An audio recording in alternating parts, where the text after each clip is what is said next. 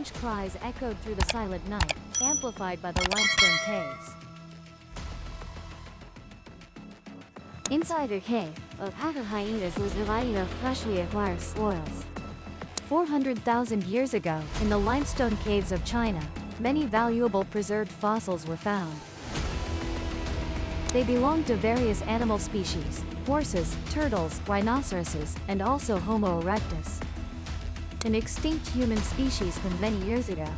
You probably remember, not long ago we had an entire video discussing how Homo erectus succeeded. Compared to other human species living in the same era, they stood upright, used intelligent tools, with brains comparable in size to ours today. The skeletons of Homo erectus will tell us an astonishing story.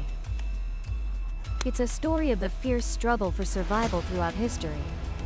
And in the next 30 minutes, you will immerse yourself in a world full of dangers, where you have only two choices. Adapt, evolve to become the hunter. Or give up, be lazy, slow, and become the hunted prey.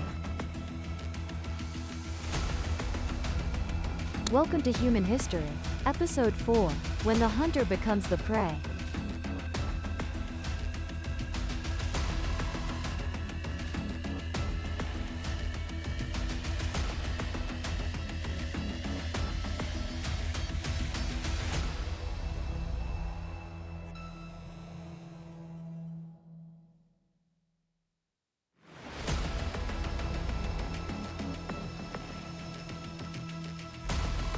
Returning to the bone fragments in the cave, there's something very strange that is easily noticed. They are often not buried deep but scattered right on the cave floor. Among them, the long bones and skulls show many strange marks, as if heavily impacted. Vertebrae broken into pieces with clear missing sections, indicating someone was trying to access the nutrient-rich bone marrow and brain. Initially, it was thought to be evidence of cannibalism, but after examination, scientists realized the marks were not made by tools like axes or sharp stones. They resemble bite marks more. That's right, you heard correctly, from some powerful jaw capable of chewing through bone, and the culprit is right before our eyes.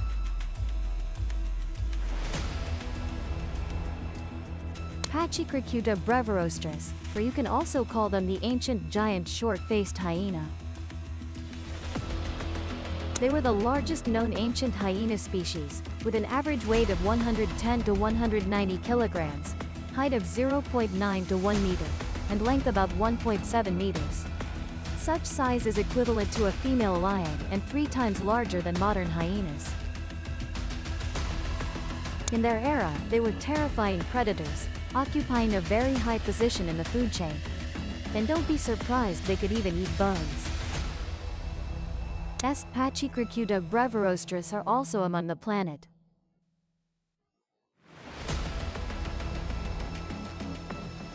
Giant short-faced hyenas often drag their prey back to the den to feast. First, they handle the skull to access the nutrient-rich brain, then move on to process the sturdy bone marrow. These bone fragments demonstrate the incredible strength and ferocity of this giant beast.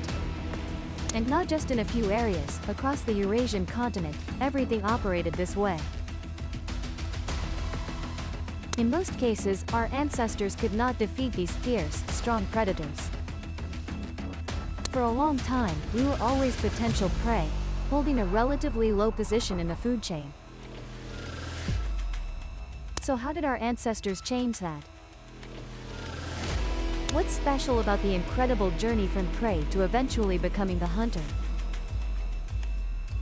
Over 150 years ago, a girl named John Webb was walking on a street in London not far from the docks.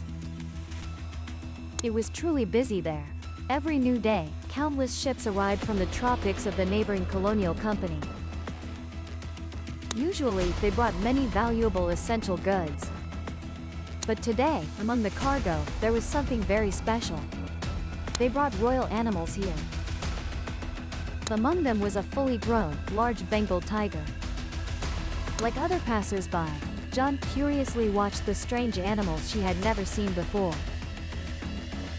When the tiger was unloaded and moved to its new residence, they confined it in an iron cage. However, it seemed not at all comfortable. Yes, then the tiger broke free, running out into the bustling street. In the chaotic scene, it chose John as its target.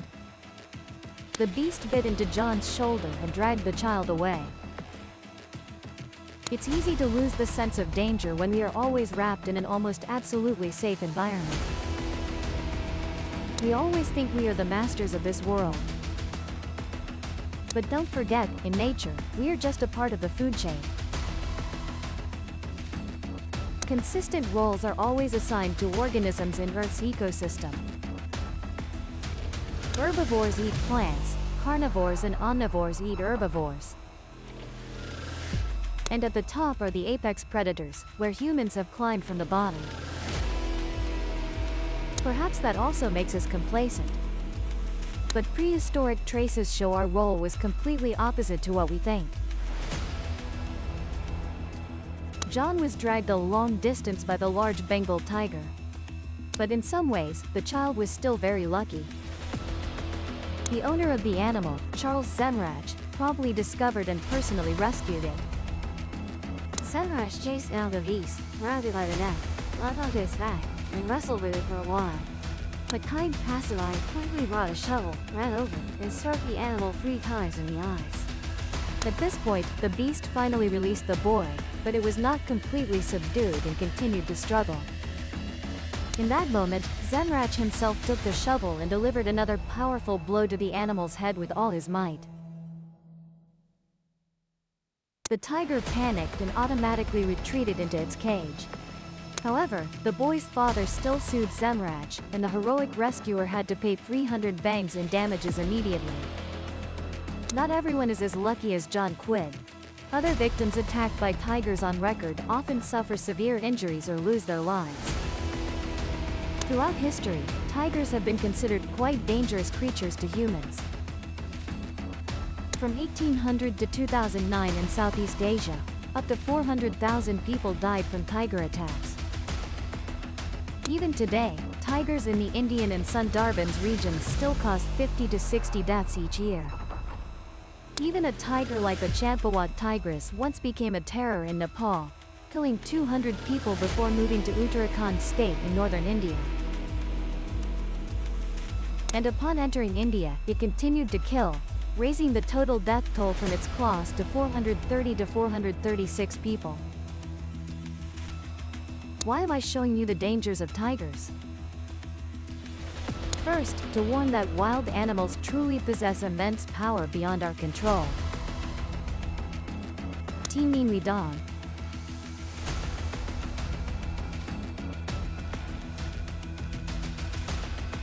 I will explain this more clearly to you through a concept called trophic level. The trophic level of an organism is its position in a food chain, which represents an ordered set of organisms that eat other organisms and are eaten by others.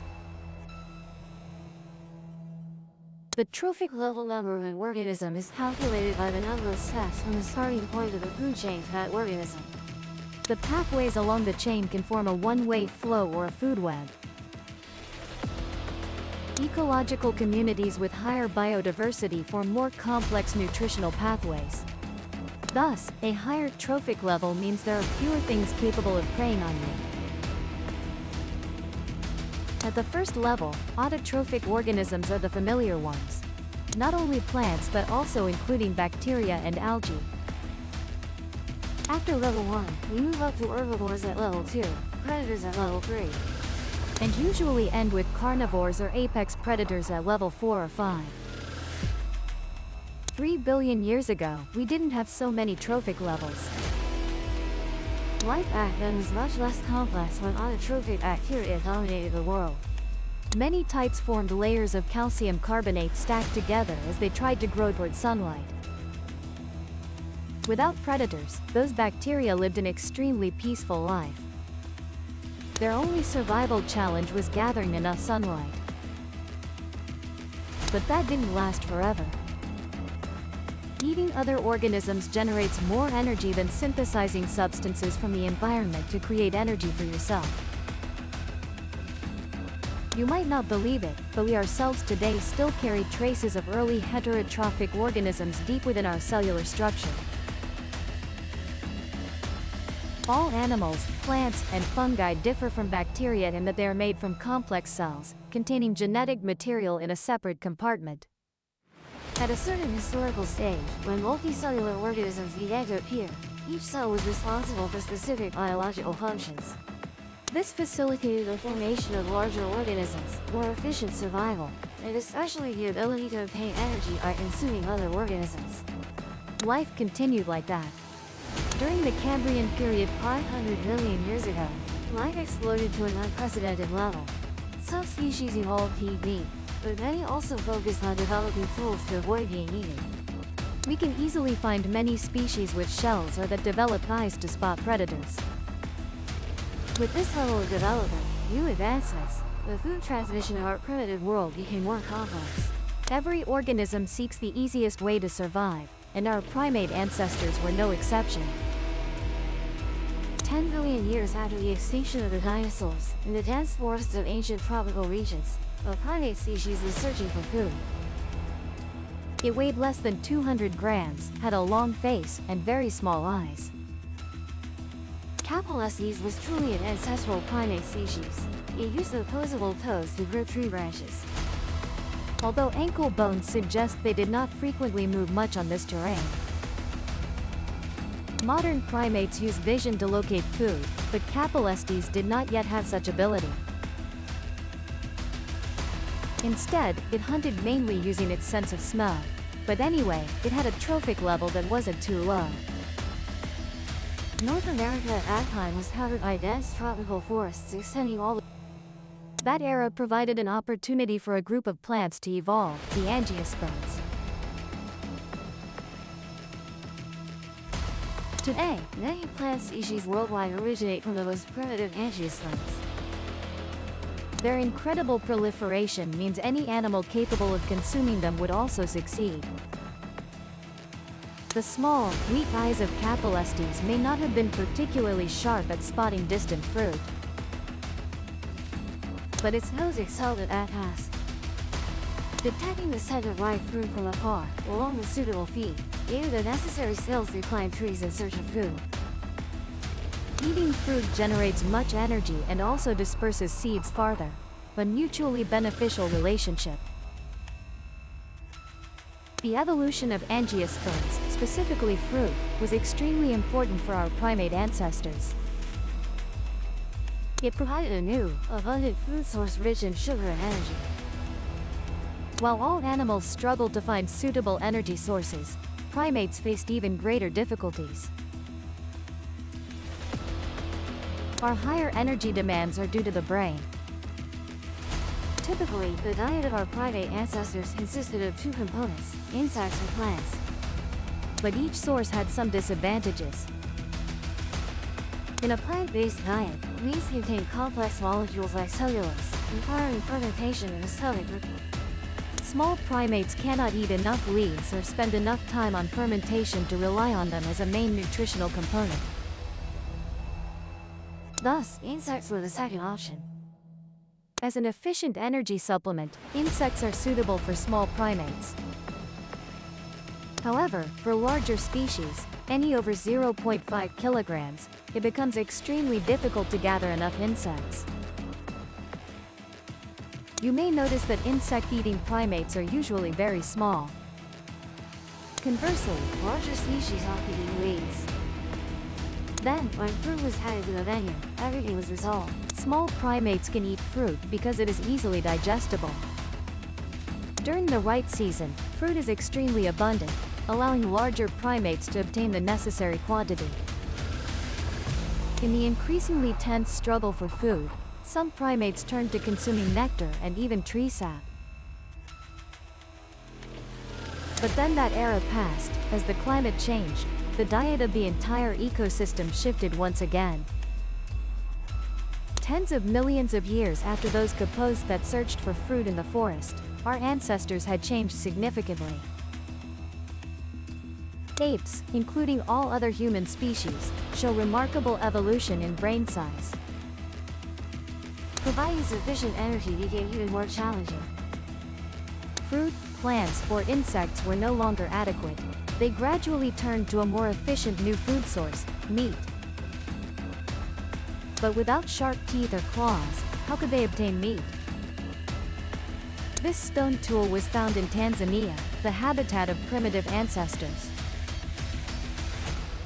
Though crude and simple, it was extremely useful with its sharp edge for cutting meat into small pieces.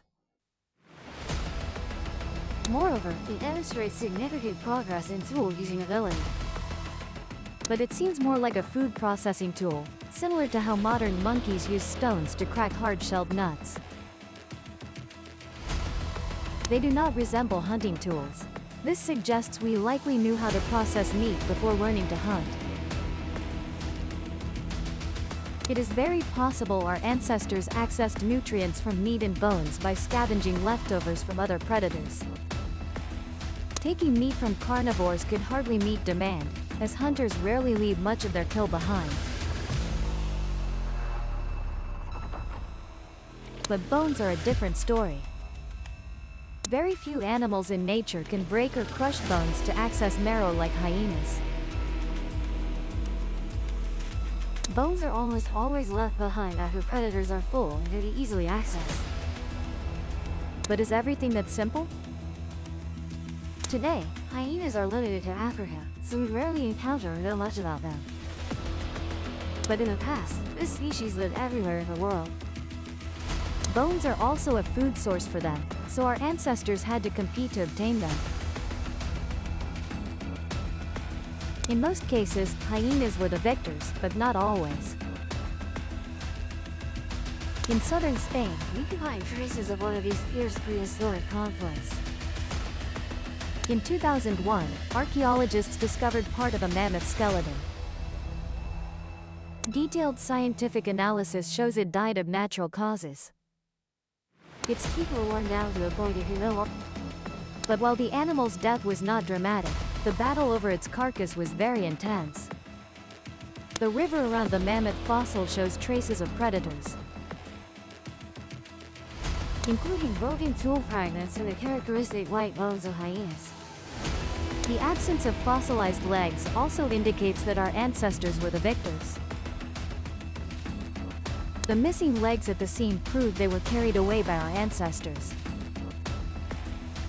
Because the legs are meaty and rich in bone marrow, and easy to detach from the body with tools.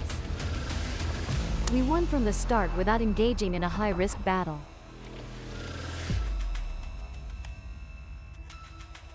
This is good, but things aren't always so smooth. 27 million years ago, a small predator roamed the dense forests in what we now call England. Its large, round eyes used the faint natural light to observe moths sucking tree sap. The moths were completely unaware they were being hunted. This allowed the predator to easily get close enough to deliver a fatal strike. Microchorias enjoyed its prize deliciously. But that was only the beginning of a longer story. Microchorias itself was prey for another creature lurking in the shadows. Its life was as fragile as that of the moths. The next part of the story is told by Microchorius' bones. Small molars found with acid erosion marks show they were in a predator's stomach for quite some time. No signs of burning or damage on the teeth indicate it was swallowed whole. And all other evidence points to a carnivorous animal. Owls. Owls aren't frightening to modern humans. But in ancient times, they likely terrified small primates. Many other primate bone fragments in Europe and America show similar acid erosion marks. They may have been swallowed and then regurgitated by owls unable to fully digest them. In a way, we should thank owls for helping humans complete the fossil record more fully. Even today, other birds tirelessly hunt and eat primates. This is the harpy eagle, one of the largest predatory birds ever found in America, and one of the largest surviving eagle species in the world. Its habitat is lowland and upland tropical forests. The harpy eagle's back is black, with white or black striped underparts. The head is pale gray, with crest feathers resembling a crown. The tail is black and gray at the back.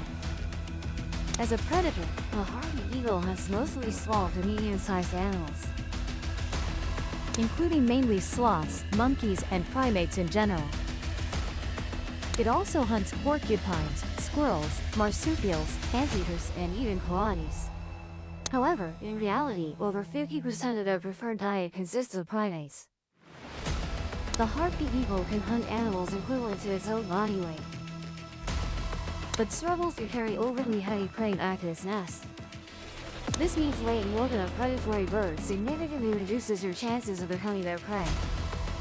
Increasing size is an extremely effective defense against predatory birds. But primates, both today and throughout history, have maintained small-sized species. Why is that? Being small can help primates find enough food to survive.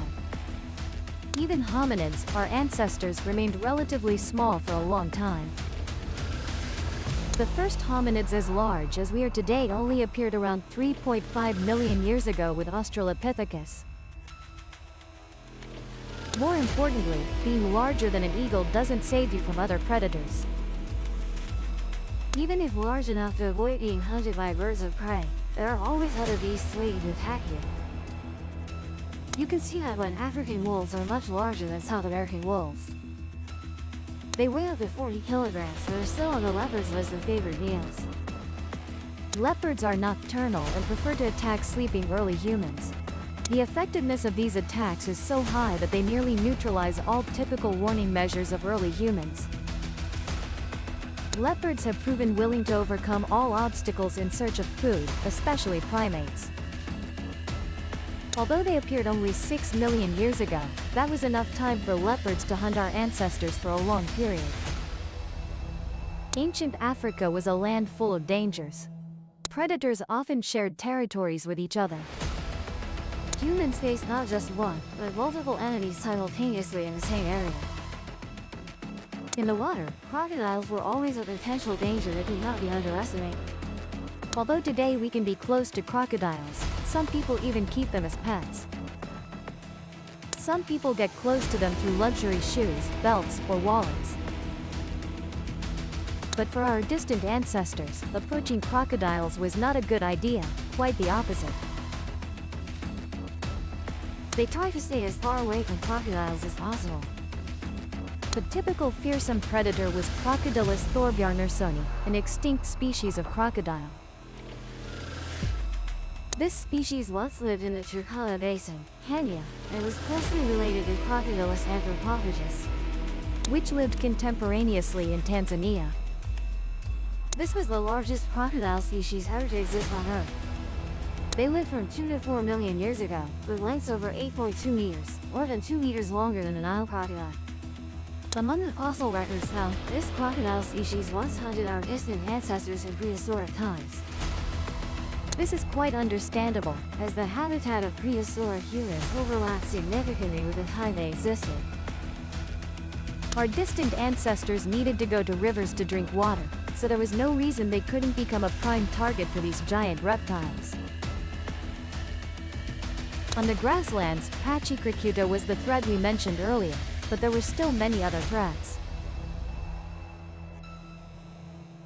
If you think brown bears and polar bears are scary animals, you can't imagine what our ancestors faced. When encountering these giant short-faced bears, this bear species lived from 1.8 million years ago to 11,000 years ago. Standing on two legs, they were 3.7 meters tall and 1.8 meters on all fours. Weighing up to 1.2 tons, this is one of the largest terrestrial carnivores ever to exist on Earth. Like polar bears, their diet consisted solely of meat, and more meat. The short-faced bear was not only huge, it could run at speeds of 50 to 70 kilometers per hour and hunt agile animals like wild horses and antelopes. With their size and invincible strength in prehistoric times, even adult bison were easy prey, let alone our small prehistoric ancestors. From these examples, increasing size clearly couldn't protect us from carnivores. So how did our ancestors continue to survive, develop, and climb to the top of the food chain? Clues to this can be found in the behavior of modern primates. Perhaps they used different environments at different times. You can simply understand it as, if giant predators were active in the forest for 3 days, you would move to the grasslands to search for food. And if no one was detected, bushes and many thorns can also provide extremely effective defensive measures. And finally, After countless evasions, a miraculous event finally occurred. The weapon that helped us officially ascend to the top of the food chain had appeared. that weapon was none other than fire. The ability to use fire permanently changed the fate of humans and our position in the food chain. In primitive times, Fire helped us cook, turning humans into a species that efficiently utilized energy from food. No longer relying solely on gathering, we could absorb energy from cooked meat. Fire also helped human ancestors create more effective tools and weapons. But we still don't know exactly when humans discovered fire, nor the process of painting this wild power into a daily tool. we can only imagine how our ancestors found fire. It is hypothesized that initially, human ancestors were savages around fires, meaning they already knew the benefits of fire. When they encountered fire during their travels, they would observe or follow the path of the flame. After encountering natural fires, these wild individuals might have waited for the flames to die down, and not to see what natural cooking had prepared for them. Think about it. Wildfires in nature are relatively common. And it's no surprise that our ancestors wandered near each fire to search for animals that had been roasted. Perhaps our ancestors were animals that had been roasted. However, the discovery of fire certainly did not happen overnight. Following the process of gathering food after a fire, prehistoric humans likely sought ways to maintain the burning flame. This shows that hominids not only knew about fire but also began learning how to use it beneficially. For example, using branches and sticks to kindle the fire. Not only that, prehistoric humans could also utilize the heat from tree roots after a forest fire, using them as a natural oven system. Perhaps there is no need to elaborate further on the hunting tools developed later, because they simply improved the already superior ability to kill prey since the advent of fire. We now dominate the planet, dividing territories and driving away any unwanted intruders. Our impact alters herbivore populations, thereby affecting other carnivores as well. The extent of our power shows we have reached a completely different level compared to the beginning. no longer needing to strive to climb higher in the food chain. Now humans are the ones deciding to edit the food chain. Just look at how humans have pushed many animal species to the brink of extinction, and you will see how immense our power is. But it seems that power is being misused. Hopefully, in the future, humans will use their strength to harmonize with nature rather than change it recklessly. Only then can the enduring vitality of all living beings be maintained. The cycle of eating and being eaten has repeated continuously like that. The battle between hunter and prey is part of what drives the perfection and evolution of species. Having reached the peak of power, no longer facing survival competition, will we continue to evolve? In my opinion, we will still continue to evolve, but the motivation does not come from seeking food, but from the environment we ourselves create. Human evolution is also reflected through cultural imprints on the body. Body parts are increasingly tending to become more compact, thanks to the support of science and technology and heavy labor. While our closest primate relatives, chimpanzees, still possess large, strong teeth and break hard objects. Humans inherently belong to nature in many different ways. No matter how much we develop or progress, we can be certain that the process of evolution will never stop. In the final episode of this series, we will witness the ultimate test that this planet had for our ancestors. That will also be the final step in the future power that humans have attained us today. Sincerely thank you for your attention and follow. On behalf of the team, Ru Kwong says hello and looks forward. Wishing everyone a good day.